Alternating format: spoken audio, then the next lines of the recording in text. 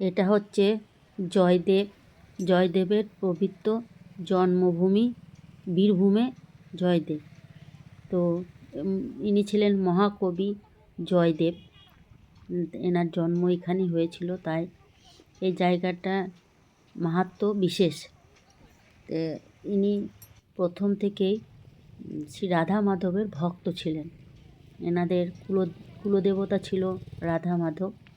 তা ইনি ছিলেন রাধা মাধবের একনিষ্ঠ ভক্ত। তো এই নিয়ে একটা গল্প আছে যে জগন্নাথ পুরীতে গিয়ে জয়দেব জগন্নাথের আরাধনায় মগ্ন হয়েছিলেন। সেই সময় পদ্মাবতী হচ্ছে এনার স্ত্রী। তো ইনি জগন্নাথের আশীর্বাদে হয়েছিল। তাই জগন্নাথদেবকে প্রণাম করতে বাবা মা পদ্মাবতী সেখানে গেছিল। আর জগন্নাথদেব তার বাবাকে স্বপ্নাদেশ দেন, পদ্মাবতীর বাবাকে, যে এখানে জয়দেব আমার আরাধনায় মগ্ন আছে, তার সাথে যেন পদ্মাবতীর বিয়ে দেয়। তো সেই কথা মতন তারা জয়দেবকে পদ্মাবতীকে সঁপে দিয়েছিল জয়দেবের হাতে। তো প্রথমে তো জয়দেব বিয়ে করতে রাজি হয়নি, কিন্তু পরবর্তীকালে রাজি হয়েছিল। তো পদ্মাবতীও একজন বিরাট সাধিকা ছিলেন, তিনিও রাধা মাধবের বিশেষ ভক্ত ছিল। তো যখন গীত গোবিন্দ রচনা করছিলেন জয়দেব, তখন লাস্টের পংক্তিটা মেলাতে পারছিলেন না। সেই সময় তিনি স্নান করতে গেছিলেন অজয়ের ঘাটে। তখন শ্রীকৃষ্ণ স্বয়ং পদ্মাবতীকে দর্শন দিয়েছিল জয়দেবের রূপ ধরে, এবং গীত গোবিন্দ রচনাটা শেষ করেছিল। পরে জয়দেব এসে সেই ঘটনা শুনেছিল এবং পদ্মাবতীকে বলেছিল যে তুমি খুব ভাগ্যবান যে শ্রীকৃষ্ণের দর্শন পেয়েছ। তারপরে একদিন পৌষ সংক্রান্তির দিন ছিল। সেই সময় কাটোয়ায় গঙ্গা স্নান করতে যেত জয়দেব প্রত্যেকবারই। তো একবার কোনো কারণবশত যেতে পারেনি। তো সেই সময় তিনি এখানে এই অজয় নদীর পাড়ে কঠোর তপস্যা করে মা গঙ্গাকে সন্তুষ্ট করেছিলেন। তাই মা গঙ্গা বলেছিল যে পৌষ সংক্রান্তির দিন 3 দিন এই অজয়ের ওপর দিয়ে তিনি বইবেন। তো এই হচ্ছে সেই মন্দির যেখানে শ্রীকৃষ্ণের পায়ের ছাপ আছে।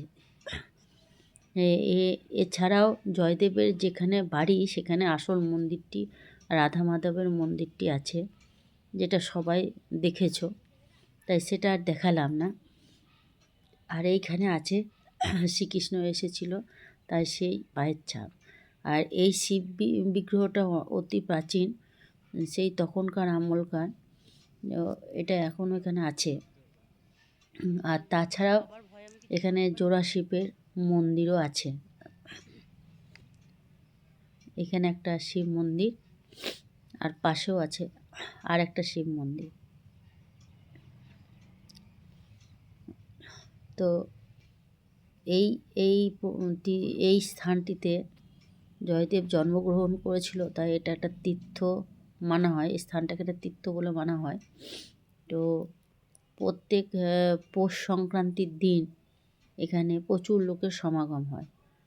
আর এই মন্দিরগুলো তখনকার রাজা লক্ষণ শেঠ এইগুলো নির্মাণ করেছিলেন।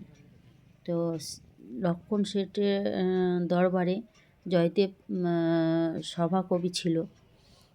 তিনি খুব ভালো কবিতা এবং গান রচনা করতে পারতেন। আর পদ্মাবতীও খুব ভালো গান গাইতে পারত। তার জয়দেবের যত রচনা, সেগুলো পদ্মাবতী তার সুরে গান গেয়ে গ্রামবাসীদের মন জয় করত। তার গানের গলাও খুব ভালো ছিল। অনেক জায়গাতে তার একসঙ্গে এই গান গেয়েছেন, সেটা শোনা কথা। এইখান থেকে একটু মেলাটা দেখিয়ে দিচ্ছি।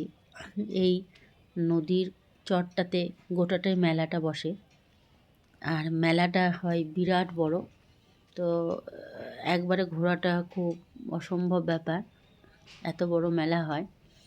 আর 3 দিন ধরে প্রচুর লোকও আসে, তার সাথে অনেক আশ্রমও হয়। আর এখানে খুব ভালো ব্যবস্থাও করে দিয়েছে, এই যে রাস্তাটা খুব সুন্দর করে দিয়েছে। আর ওই দূরে দেখা যাচ্ছে যে নীল ঘরগুলো, ওগুলো মেয়েদের পোশাক চেঞ্জ রুম। তো এরকম অনেক করেছে। এইগুলো এই যে ওই দূরে দূরে দেখা যাচ্ছে, চারিদিকে এরকম অনেক রুম করে দিয়েছে, তার জন্য কোনো অসুবিধা হয়নি। আর ঘাটগুলো খুবই সুন্দর করে বালির বস্তা দিয়ে ভরিয়ে দিয়েছে, যাতে নামতে উঠতে কোনো অসুবিধাও হচ্ছে না। তার সাথে জলও আছে। তারপরে আমরা চলে এসেছিলাম এই খাটু শ্যাম মন্দিরটায়। এটা এই দুর্গাপুরেই আছে। তো আমি কোনো দিন যাইনি। তো আমার ছোট ছেলে নিয়ে গেছিলো সেখানে, ওই আগে একবার এসেছিল। তো আমার গিয়ে তো খুবই ভালো লাগছিল।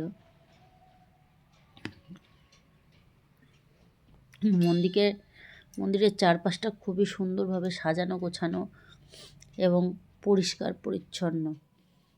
তা এখানে আরতি হচ্ছিল, তো সেখানে একটু আরতিও দর্শন করে নিলাম। আর চারিদিকে প্রচুর ঠাকুরের বিগ্রহ, শুধু খাটু শ্যাম নয়, এখানে মা দুর্গাও আছেন, তার সাথে মহাদেব আছেন, আর শ্রী গণেশ আছে। তো এই দেবদেবীগুলো আছে। তো সেখানে আমরা একটু পুজোও দিয়ে নিয়েছিলাম। তারপরে গোটা জায়গাটা একটু খুব সুন্দর করে ঘুরেও নিলাম। বেশ সুন্দর জায়গাটা।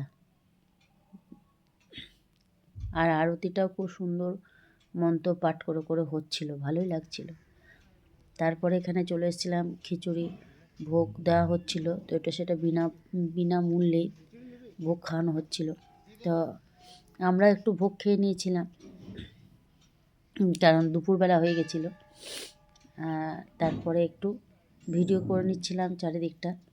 এই যে এত সুন্দর গাছগুলো এখানে হয়েছে, আর প্রত্যেকটি গাছে ফুল ফুটে আছে, আর ফুলগুলোর সাইজও বেশ সুন্দর, বড় বড় ফুল ধরে আছে।